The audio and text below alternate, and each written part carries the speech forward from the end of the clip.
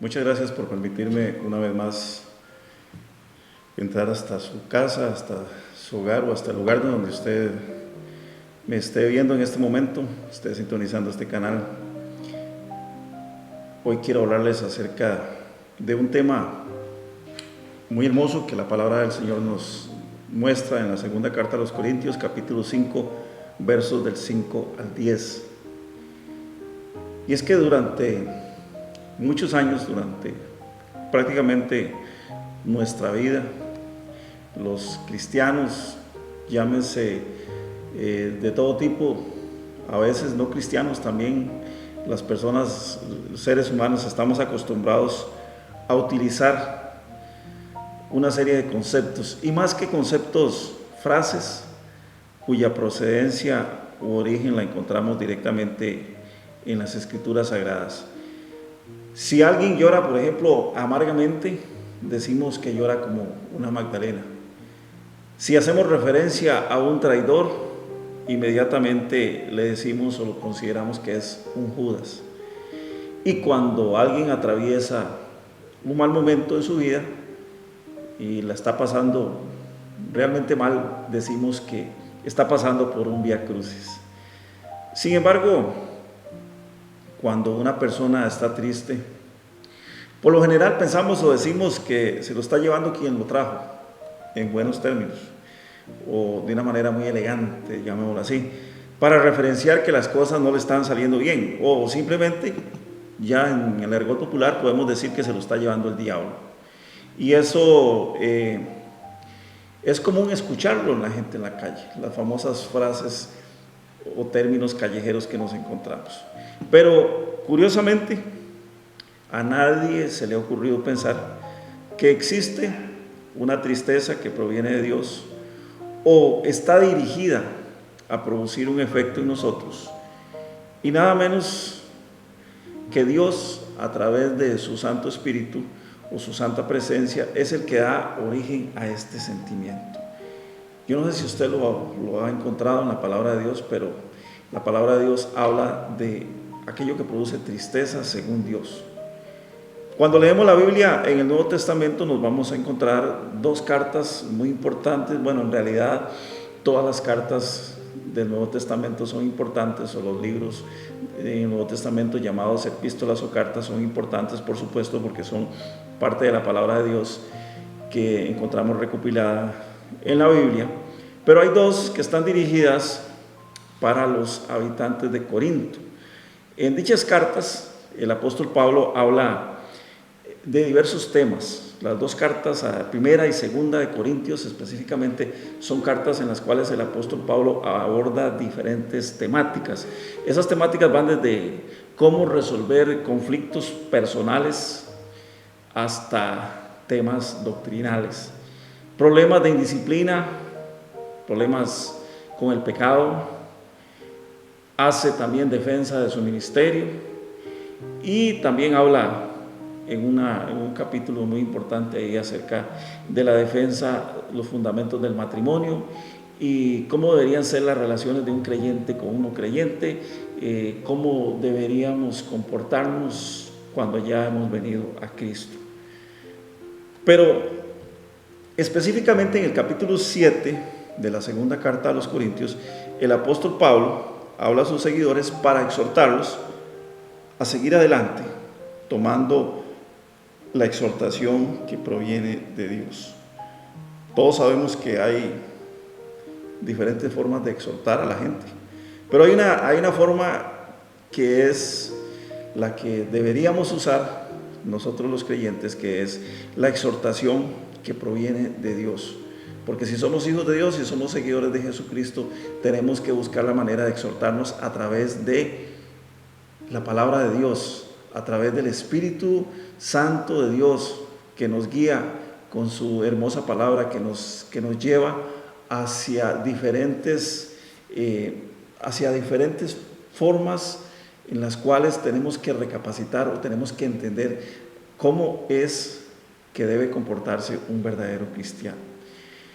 Pero en esta carta el apóstol Pablo le dice a los corintios que a él, aunque le duele, aunque siente un dolor interno por haberlos contristado, es decir, por haberlos entristecido a través de su misiva, a través de su carta, también siente, o a la vez también, él se alegra de que ellos fueron conducidos al arrepentimiento.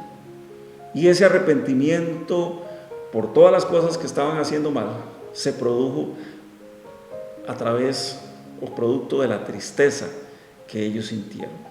Leemos específicamente la segunda carta a los Corintios, capítulo 7, versos 5 al 10. Dice el apóstol Pablo a los Corintios, verso 5: porque de cierto, cuando vinimos a Macedonia, ningún reposo tuvo nuestro cuerpo, sino que en todo fuimos atribulados, de fuera conflictos, de dentro temores. Pero Dios, que consuela a los humildes, nos consoló con la venida de Tito. Y no solo con su venida, sino también con la consolación con que él había sido consolado en cuanto a vosotros, haciéndonos saber vuestro gran afecto, vuestro llanto, vuestra solicitud por mí, de manera que me regocijé aún más. Porque aunque os contristé con la carta, no me pesa, aunque entonces lo lamenté, porque veo que aquella carta, aunque por algún tiempo os contristó. Ahora me gozo, no porque hayáis sido contristados, sino porque fuisteis contristados para arrepentimiento, porque habéis sido contristados según Dios, para que ninguna pérdida padecieses por vuestra parte. Verso 10: porque la tristeza, que es según Dios, produce arrepentimiento para salvación, de que no hay que arrepentirse, pero la tristeza del mundo produce muerte. Y repito esto: porque la tristeza, que es según Dios, produce arrepentimiento para salvación. Gloria a Dios por su palabra, gloria a Dios por este hermoso texto bíblico que hoy estamos compartiendo. Aquí nos vamos a encontrar que en estos versos se refleja a través de las palabras del apóstol Pablo, se refleja la preocupación de un cristiano auténtico cuando sabe que alrededor suyo existen problemas, existen conflictos, y lo peor es que estos son causados directamente por gente que le sigue, por gente que profesa su misma fe. Para un cristiano esto debe ser momentos muy tristes, momentos muy difíciles, porque quisiéramos la mayoría de las veces que la gente se comporte a la altura de un verdadero seguidor de Cristo. Lamentablemente no es, lamentablemente no sucede todo el tiempo así. Es curioso, pero hoy en día los conflictos dentro de la iglesia no son causados por la gente que no conoce a Cristo, no son causados por lo que nosotros llamamos los inconversos. Todo lo contrario, los conflictos en la iglesia de hoy en día son causados por los creyentes, o por los que dicen, yo me atrevería a agregarle a esto, por los que dicen ser creyentes y asisten regularmente a las iglesias, asisten regularmente a los cultos, pero tienen una particularidad en especial, tienen una característica especial, que aún son personas que aún no le han entregado su vida a Cristo. Y por eso es que a menudo vemos toda esta serie de situaciones en las cuales se ve envuelta la iglesia del Señor. Sin embargo, en el texto que leímos se menciona a un hombre muy importante dentro de la historia del Nuevo Testamento. Ese hombre es Tito. ¿Quién era Tito? ¿Quién es Tito? Tito era un gentil que se había convertido al cristianismo, y podemos referenciarlo como uno de los compañeros que tuvo Pablo en su trabajo misionero. Todos sabemos que Pablo era un misionero, era un evangelista, era un apóstol. Él fundaba iglesias, él predicaba el evangelio y dejaba establecidas iglesias, pero su trabajo principal era misional. Él hacía misiones, él andaba predicando la palabra en aquellos lugares donde no se había predicado. En la carta a los romanos encontramos una declaración suya cuando dice que de esta manera me esforcé por llevar el evangelio a aquellos lugares donde no hubiese sido predicado.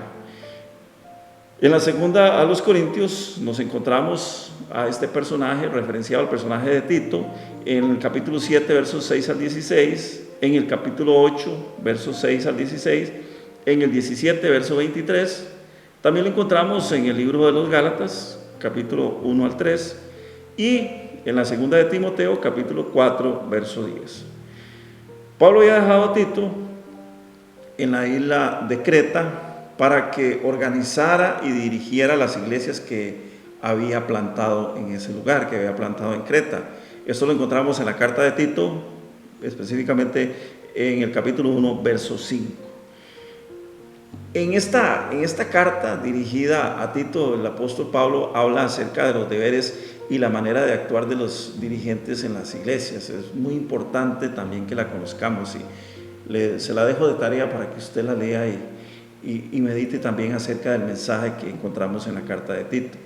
Pero bueno, el tema que nos ocupa hoy es un tanto diferente. Estábamos hablando de que Tito había llegado a visitar a Pablo, y la llegada de Tito hacia a donde estaba el apóstol Pablo produce alegría, produce consolación a Pablo, porque Tito de alguna manera le hace saber que no todo estaba mal en la iglesia, no todo estaba mal, sino que había gente con mucho amor y mucha sinceridad en los creyentes. A veces necesitamos a alguien que venga de afuera o que conozca la situación y la haya visto desde afuera también, para que nos diga, bueno, no todo está mal, sabemos que no todo está mal y lo tenemos por cierto. Sin embargo, cuando vivimos involucrados o mezclados en los problemas de las iglesias, pues a veces, como seres humanos que somos, nos equivocamos y tendemos a sentir o a pensar que las cosas no están bien. Pero llega Tito y le dice, no Pablo, no todo está mal, no todo está mal.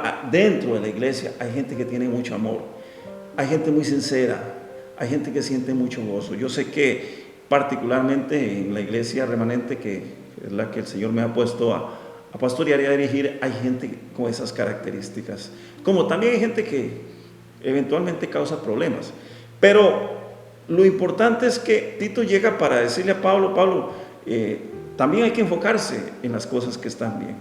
Pero de esta misma manera, hermanos, los que pertenecemos a la iglesia también debemos enfocarnos en que los creyentes que vienen a la iglesia hay que bendecirlos, y hay que entender que hay muchos que se ponen a sí mismos como piedra de tropiezo.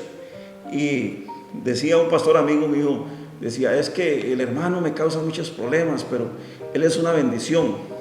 Y en realidad nosotros los pastores bendecimos a todas nuestras ovejas, a toda aquella gente que llega. Sin embargo, sabemos que hay algunos que nos causan problemas, hay algunos que vienen a causar divisiones.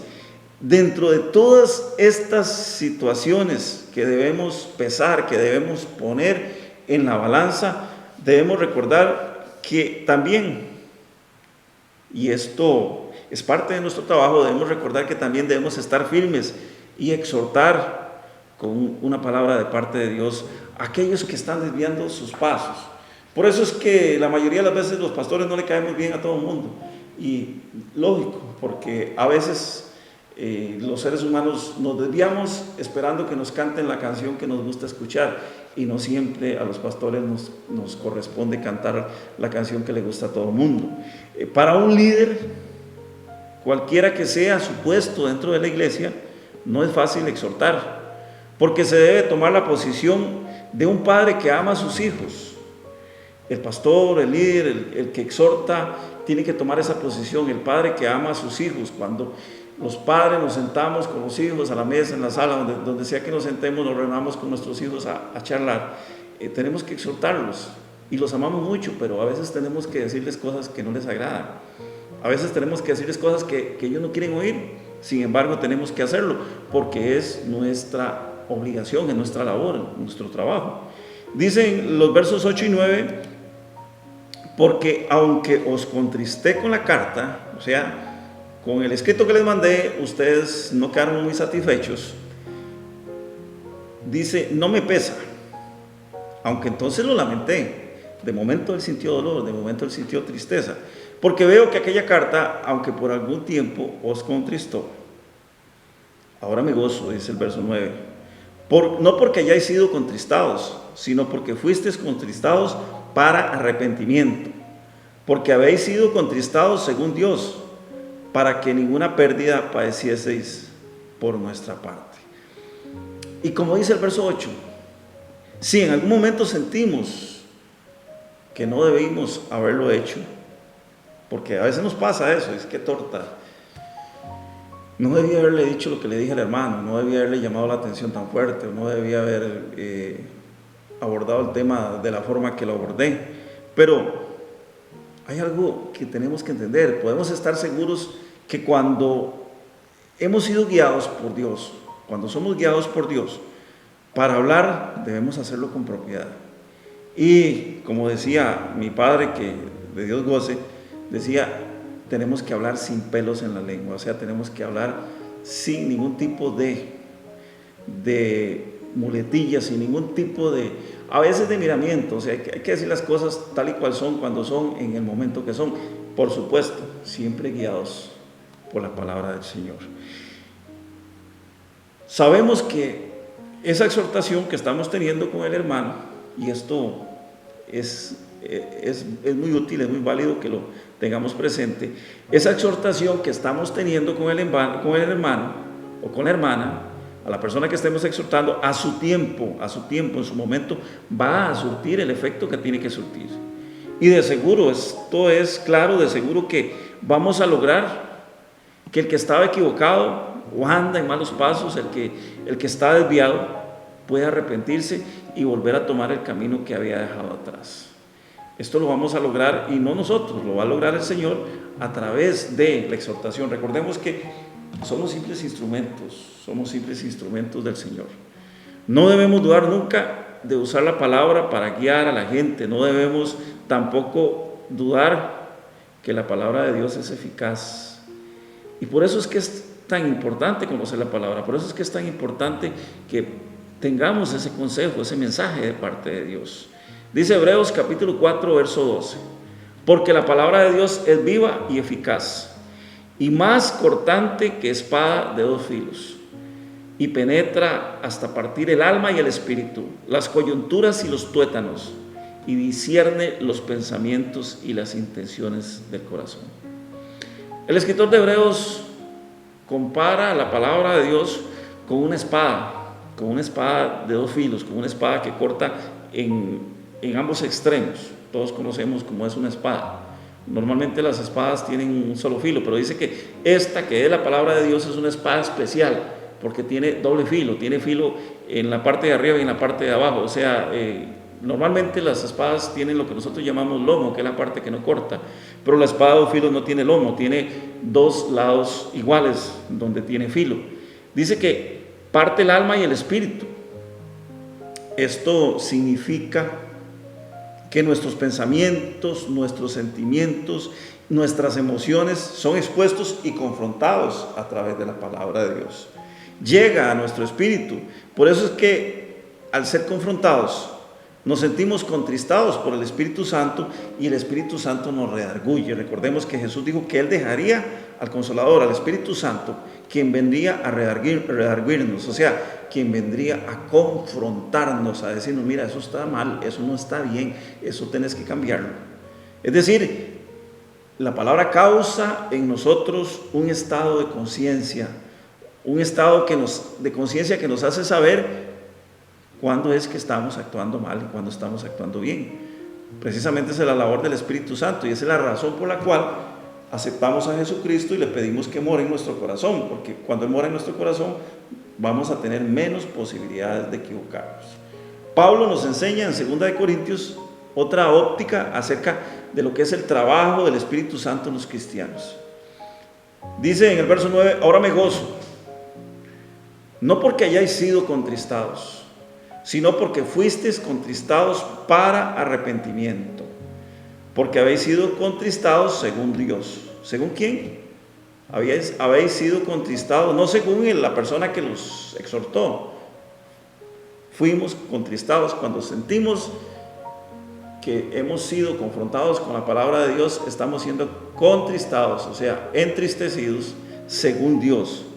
Dice, para que ninguna pérdida padecieseis por nuestra parte. El apóstol Pablo le dice a los corintios que siente mucha alegría.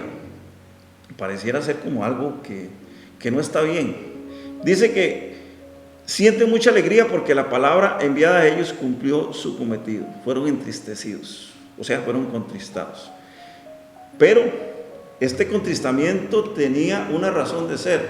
Eso sucedió para que ellos, que estaban mal, que tenían problemas, se arrepintieran de sus malos pasos. Pero afirma algo muy importante. Dice, ustedes fueron contristados según Dios, para que ninguno se pierda. Según el verso 10 dice, porque la tristeza que es según Dios, produce arrepentimiento para salvación. De que no hay que arrepentirse, pero la tristeza del mundo produce muerte. Entonces esto lo podemos entender o lo podemos desglosar de la siguiente manera. Si la tristeza es según Dios o proviene de Dios, va a producir dentro de cada uno arrepentimiento. Y no nos vamos a lamentar de lo sucedido, pues estamos en manos del Señor y todo tiene sentido cuando caminamos con el Señor. No vamos a tener ningún problema. En cambio, al contrario, en cuanto a la tristeza del mundo, porque hay tristeza del mundo, hay momentos en los cuales nos sentimos tristes por cosas que nos han pasado en el mundo, por cosas del mundo natural. Hemos tenido a veces problemas, hemos tenido alguna situación particular en la cual nos sentimos tristes, nos sentimos contristados. Dice que en cambio la tristeza del mundo va a producir muerte. La tristeza que viene de Dios produce vida, si lo estamos entendiendo así. La tristeza que viene de Dios, la que es producida por Dios, por el confrontamiento con la palabra de Dios, produce vida. Pero la tristeza que recibimos y que proviene del mundo produce muerte. Por una razón muy sencilla, y es que la persona que se entristece, la persona que no encuentra solución a sus problemas, puede caer en lo que conocemos nosotros como los estados de depresión terribles. Se puede deprimir al punto de no poder encontrar o no llegar a encontrar sentido a nada, absolutamente nada de lo que está a su alrededor. Incluso esa depresión, ese sentimiento depresivo puede conducir a la persona hasta llegar a pensar en el suicidio y también a suicidarse. Esa es la tristeza del mundo. Cuando en el mundo tenemos un problema y no sabemos, no conocemos la solución. Cuando somos contristados por las cosas que nos pasan en el mundo y no tenemos una solución, vamos a estar camino a la muerte. Cuando somos contristados de parte de Dios, sabiendo que en Dios hay una solución, que estamos asidos a la palabra, que con la palabra de Dios hemos sido confrontados, vamos a tener el camino de la vida, que es el camino que nos regala Cristo Jesús. Ya sabemos, hermanos, ya sabemos que el camino de los que se pierden es la muerte eterna. El camino de la perdición o el camino de los que se desvían, de los que no pueden regresar, es la muerte eterna. Por esa razón es tan importante que nos mantengamos firmes, nos mantengamos pegados a la palabra de Dios. Es muy importante que nos mantengamos pegados a la palabra de Dios. Es importante que no nos apartemos de su lectura. Es importante que no dejemos de hacer nuestros devocionales. Es importante que no dejemos de asistir a nuestras congregaciones. No en vano la palabra de Dios dice que no dejemos de congregarnos como algunos tienen por costumbre. ¿Por qué? Porque hay gente que tiene otras prioridades. Hay gente que dice, no me queda tiempo para ir a la iglesia. O ahora, en este tiempo en donde está de moda el asunto del COVID-19, la gente dice, es que no puedo ir porque me da miedo de la pandemia. Pero qué contradictorio, porque vemos las redes sociales y sí suben fotos, andan en el río, andan en la playa, andan en el paseo, están en sus burbujas, a veces no tan familiares porque están reunidas con un montón de gente, y ahí sí tienen tiempo, ¿por qué? Porque dejaron la costumbre de congregarse. Cuando dejamos la costumbre de congregarnos, dejamos la costumbre de buscar del Señor. Y si dejamos la costumbre de dejar del Señor, nos vamos a desviar. Y si nos desviamos, cuando tengamos problemas, no vamos a tener el auxilio del Espíritu Santo, porque Dios no está con nosotros, no estamos con el Señor. Vamos a tener que pasar por esos estados en los cuales incluso podríamos caer en la muerte. ¿Por qué? Porque la tristeza del mundo produce muerte, la tristeza del mundo nos lleva a la depresión, y ya sabemos que la depresión nos lleva a la muerte. Por eso hoy, hermanos, es vital, es importante que entendamos esto. Si a través de la lectura, si a través de escuchar o de leer la palabra de Dios hemos sido contristados, tenemos que sentirnos alegres, tenemos que sentirnos gozosos, por una razón muy sencilla, porque el Señor está interesado en nosotros. Todavía el Señor está interesado en usted y en mí si en algún momento hemos sido contristados. El Señor no quiere que ninguno se pierda. Jesús no vino al mundo para que nos perdiéramos. Jesús no vino al mundo para que nosotros nos perdiéramos, para que el mundo se pierda. Él vino para que todos tengamos vida, y esa vida es vida en abundancia, vida eterna. Recordemos lo que nos dice San Juan 3:16, dice: porque de tal manera amó Dios al mundo, que envió a su Hijo unigénito, o sea, su único Hijo, para que todo aquel que en Él crea no se pierda, mas tenga vida eterna. Y dice en el verso siguiente: porque no vino Dios a condenar al mundo. Dios no vino a condenar al mundo, Jesús no vino a condenar al mundo. Jesús vino a salvarnos, Jesús vino a darnos vida eterna. Por eso, hermanos, recordemos, existen dos clases de tristezas o de contristamiento. Uno es el que procede del mundo, y ese que procede del mundo es el que nos lleva a la vida eterna, ese es el que nos lleva a fallar, ese es el que nos lleva a caernos constantemente.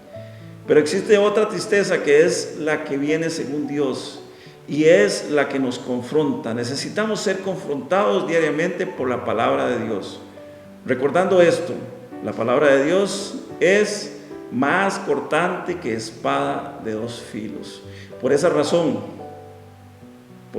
hermanos, no dejemos de leer la palabra de Dios, no dejemos de buscar la palabra de Dios, no dejemos de congregarnos, dejémonos de excusas. En este tiempo todavía podemos congregarnos, no sabemos qué va a pasar en los meses que siguen, y no pongamos como excusa que nos vamos a contagiar, porque si guardamos las medidas necesarias, vamos a tener protección y vamos a estar seguros, sabiendo que ninguna plaga tocará nuestra morada, dice la palabra de Dios. No dejemos de congregarnos y no tomemos como excusa la historia del COVID, porque como les digo, hermanos de la iglesia remanente, los he visto en las redes sociales subiendo fotos, fiestas, paseos, etcétera, etcétera, etcétera, pero a la iglesia no vienen porque se contagian. Y curiosamente, en la iglesia se usa la mascarilla y en los paseos no usan nada. Pero, hermanos, llegó el tiempo que tenemos que despertar, llegó el tiempo en que tenemos que volvernos al Señor. Recordemos la exhortación que se nos dirige como a hijos. Dice: si oyeres hoy su voz, no endurezcáis vuestro corazón como en el día de la tentación. ¿Y cuál es el día de la tentación? El día de la tentación son todos los días. Para el pueblo de Israel fue el día en que se vieron tentados a murmurar, a renegar de Dios y a murmurar de Moisés y a decir cosas que no tenían que decir. Pero el día de la tentación para los cristianos, para los seguidores de Cristo, son todos los días tenemos la tentación. Estamos siendo tentados a buscar nuestras propias soluciones, estamos siendo tentados a dejarnos guiar por nuestros pensamientos, por nuestras intenciones, por nuestras emociones, y no dejamos que la palabra de Dios nos guíe. ¿Por qué? Porque no nos gusta ser confrontados. Por eso es que cuando el apóstol Pablo le dice a los corintios: sentí alegría, sentí gozo de ver que ustedes habían sido contristados, y que esa tristeza era según Dios, era porque él estaba seguro que esa gente iba hacia un mejor camino, hacia un mejor futuro. Esa gente estaba caminando en la dirección correcta. Pero cuando no queremos buscar la dirección de la palabra de Dios y dejamos que la tristeza del mundo nos inunde, ahí vemos los problemas, ahí vemos los matrimonios disolviéndose, ahí vemos a la gente con problemas en las casas, con problemas en los trabajos, con problemas con los vecinos, porque no conocen la palabra de Dios y no dejaron que la palabra de Dios los limpiara, no dejaron que en algún momento la palabra de Dios los confrontara, y les dio incluso hasta temor buscar la reprensión del Espíritu Santo. Así que en este día, en esta mañana, yo quiero bendecirte, yo quiero decirte, no dejes de congregarte, número 1, número 2, no dejes de leer la palabra, número 3, no dejes de hacer devocionales en tu casa. Son duros estos tiempos, son difíciles estos tiempos, tiempos últimos, tiempos en donde la venida de Cristo cada vez está más cerca. En el nombre que es sobre todo nombre, en el nombre de Cristo Jesús, yo te bendigo en este día.